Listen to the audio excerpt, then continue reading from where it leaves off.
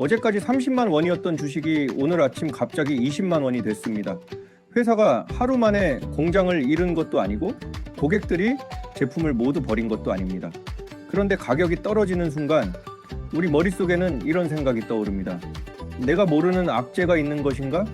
반대로 20만 원이던 주식이 25만 원, 30만 원이 되면 아무것도 달라지지 않았는데 갑자기 사고 싶어집니다. 이상하지 않나요? 장기 투자를 하고자 회사를 보고 투자했다라고 생각했는데 막상 주가가 크게 오르고 내리는 걸 마주하게 되면 우리의 판단을 움직이는 것은 회사의 내재 가치가 아니라 눈에 보이는 주가일 때가 많습니다. 워런 버핏은 1997년 총회에서 주식시장의 이런 변동성, 주가가 크게 오르고 내리는 특성을 그레이엄의 표현을 빌려 미스터 마켓이라는 인물에 비유했습니다. 오늘 영상에서는 미스터 마켓이라는 이 수상한 사람을 만나보겠습니다. 그리고 미친 듯이 오르락 내리락하는 요즘 같은 시장에서 내재 가치를 고려해 확보한 내 주식을 팔아야 하는지, 사야 하는지, 기다려야 하는지 판단하는 3가지 질문도 영상 후반부에 알려드리겠습니다. 먼저 우리를 혼란스럽게 만드는 미스터 마켓에 대해 알아보겠습니다. 바로 시작하겠습니다. 당신이 한 회사를 미스터 마켓과 함께 소유하고 있다고 생각해 보겠습니다. 두 사람은 이 회사의 지분을 절반씩 나눠 가진 동업자입니다. 그런데 미스터 마켓에게는 이상한 습관이 있습니다. 매일 아침 당신의 집으로 찾아와 가격표 하나를 내밉니다. 오늘은 내 지분을 20만 원에 팔게. 아니면 당신의 지분을 20만 원에 살 수도 있어. 당신은 2가지 중 하나를 선택할 수도 있고 둘 다 마음에 들지 않으면 거래하지 않아도 됩니다. 여기까지만 보면 꽤 친절한 동업자입니다. 하지만 문제가 하나 있습니다. 이 사람은 회사의 상황보다 자신의 기분에 따라 가격을 바꿉니다. 그리고 그 기분은 하루에도 몇 번씩 달라집니다. 기분이 좋은 날의 미스터 마켓은 회사의 미래를 지나치게 낙관합니다. 이 회사는 앞으로 시장을 지배할 거야. 지금 가격은 전혀 비싸지 않아.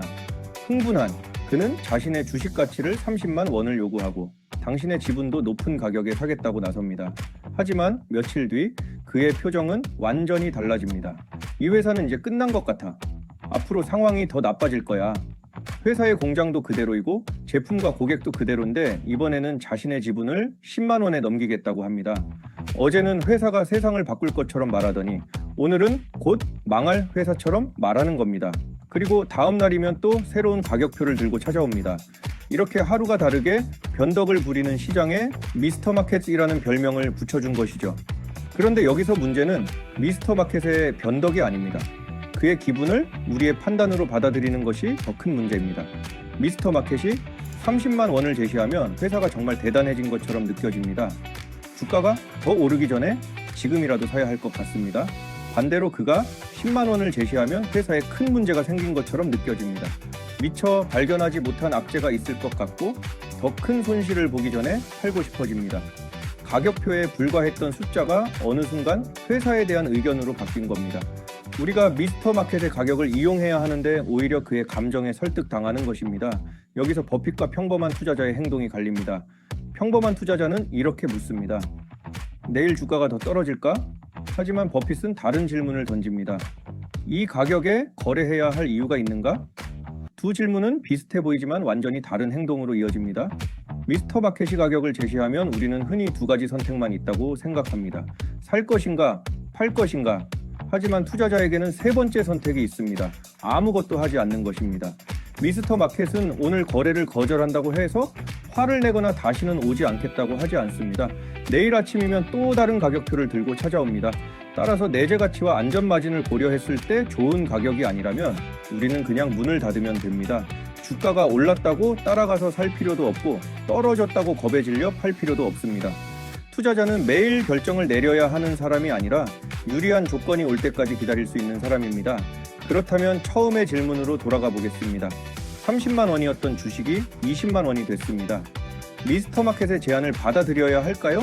미스터 마켓의 제안을 현명하게 판단하기 위한 3가지 질문을 알려드리겠습니다. 첫 번째 질문입니다. 기업이 돈을 버는 능력이 달라졌는가? 제품의 판매량이 감소했는지, 원가가 크게 올랐는지, 앞으로 확보할 프리캐시 플로가 줄어들 가능성이 있는지 확인합니다. 기업의 이익 창출력이 실제로 약해졌다면 주가 하락에는 합리적인 이유가 있을 수 있습니다. 하지만 이익 창출력에 별다른 변화가 없다면 2번째 질문으로 넘어갑니다. 회사의 장기적인 경쟁력이 훼손됐는가? 고객들이 경쟁사로 이동하고 있는지, 새로운 기술 때문에 기존 제품이 필요 없어지는지, 브랜드와 유통망 같은 경쟁 우위가 약해졌는지 살펴봅니다. 중요한 것은 다음 분기 실적만이 아닙니다. 이 기업이 앞으로 장기적으로 경쟁사보다 유리한 위치에서 사업을 이어갈 수 있는지가 더 중요합니다. 경쟁력에도 큰 변화가 없다면 마지막 질문을 던집니다. 내재 가치를 계산할 때 사용한 가정이 달라졌는가? 예상했던 성장률이 낮아졌거나 필요한 투자비가 증가했거나 사업의 위험이 커졌다면 기업의 내재 가치도 함께 낮아질 수 있습니다. 이제 처음에 20만 원짜리 주식에 이 세 가지 질문을 적용해 보겠습니다. 기업이 돈을 버는 능력도 그대로이고 장기적인 경쟁력도 훼손되지 않았으며 내재 가치에 대한 가정도 달라지지 않았습니다. 그런데 가격만 30만 원에서 20만 원으로 떨어졌습니다. 그렇다면 위험이 커진 것일까요? 반드시 그렇지는 않습니다. 같은 기업을 더 낮은 가격에 살 수 있게 됐으므로 오히려 투자 조건은 좋아졌을 수 있습니다. 하지만 여기에는 아주 중요한 함정이 하나 있습니다. 가격이 떨어졌다는 사실만으로는 그 주식이 싸졌다고 말할 수 없다는 것입니다. 30만 원짜리 주식이 20만 원으로 내려오면 우리는 흔히 싸졌다고 말합니다. 하지만 주가가 떨어진 것과 주식이 싸진 것은 같은 말이 아닙니다. 기업의 실제 가치가 25만 원이라면 20만 원은 매력적인 가격일 수 있습니다. 반면 회사의 경쟁력이 훼손되면서 실제 가치가 15만 원으로 낮아졌다면 어떨까요? 주가는 30만 원에서 20만 원으로 떨어졌지만 그 주식은 여전히 비쌉니다. 그래서 미스터 마켓의 교훈을 폭락하면 무조건 사라는 의미로 받아들이면 안 됩니다. 모두가 살 때 무조건 팔고 모두가 팔 때 무조건 사는 것도 가치 투자가 아닙니다. 가치 투자의 핵심은 시장과 반대로 행동하는 것이 아니라 시장의 움직임과 독립적으로 판단하는 것입니다. 때로는 시장과 반대로 행동할 수도 있고 때로는 시장과 같은 결론을 내릴 수도 있습니다. 중요한 것은 그 판단의 근거가 미스터 마켓의 표정이 아니라 기업의 가치여야 한다는 것입니다. 버핏의 의견으로는 미스터 마켓은 투자자의 적이 아닙니다. 그가 변덕스러운 덕분에 좋은 기업을 지나치게 싼 가격에 살 기회가 생기고 보유한 기업을 지나치게 높은 가격에 팔 기회도 생깁니다. 문제는 그의 감정에 휘말릴 때 시작됩니다. 그가 웃는다고 함께 흥분하고 그가 절망한다고 함께 두려워한다면 우리는 미스터 마켓을 이용하는 것이 아닙니다. 미스터 마켓이 우리를 이용하는 것입니다.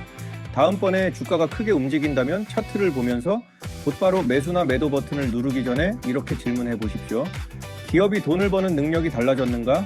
회사의 장기적인 경쟁력이 훼손됐는가? 내재 가치에 대한 가정이 바뀌었는가?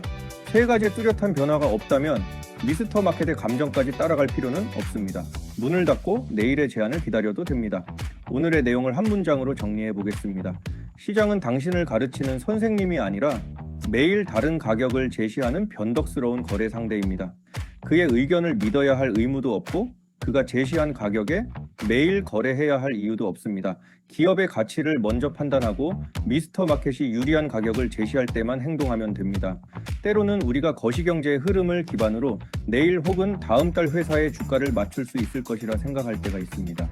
버핏의 표현으로는 시장의 움직임을 예측해서 돈을 번 사람은 없고 오직 스스로 연구하고 이해를 한 뒤 미스터 마켓의 제안을 바라보면서 기회를 잡아야 합니다. 출렁이는 주가에 담담하지 못한 사람은 투자를 하지 말라는 말도 하였고 본인은 재무적 관점에서 두려움이란 없다고 하였습니다. 오늘은 요즘같이 극심한 변동성에서 장기 투자자들이 가져야 할 시장을 바라보는 관점과 점검에 필요한 질문 3가지를 정리해 보았습니다. 다음 영상에서 또 다른 장기 투자를 위한 가치 투자 전략 주제를 가지고 오겠습니다. 매주 8분, 복리처럼 하나씩 쌓이는 투자 공부 8분 버핏이었습니다. 다음 영상에서 또 만나겠습니다.